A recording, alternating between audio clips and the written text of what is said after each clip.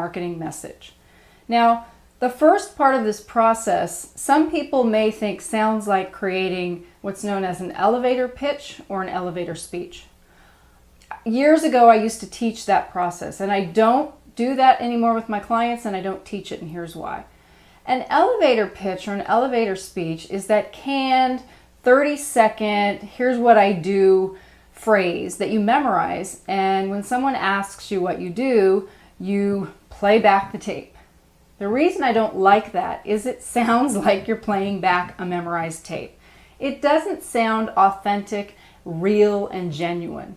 And in this day and age, really always, but more so today, people want to hear real. They want something that's coming from your heart, something that they feel like, wow, this person is passionate about what they do. This person really can help me.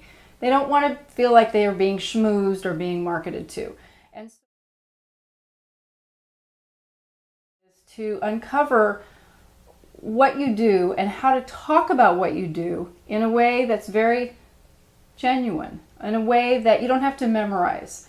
I do want you to come up with a statement that represents who you are and what you do for people, but that's more for you.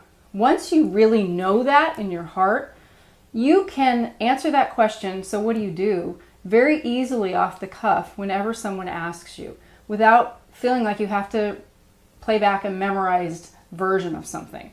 You might use a little bit different words every time, but the same core message will always be communicated.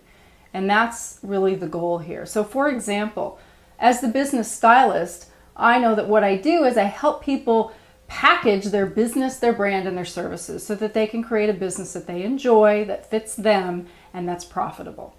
That's my core marketing message. It's not memorized. It comes out a little bit different every time, but it's an idea. It's a singular, focused idea. I know that's who I am and what I do, and so I can very easily communicate that to people.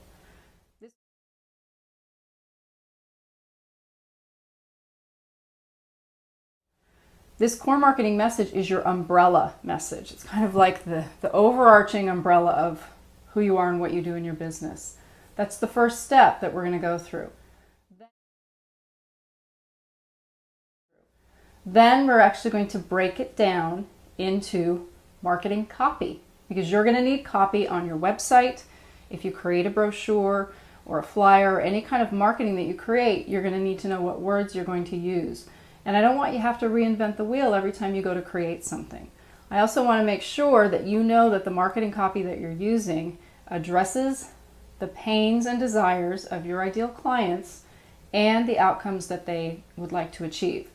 So we are going to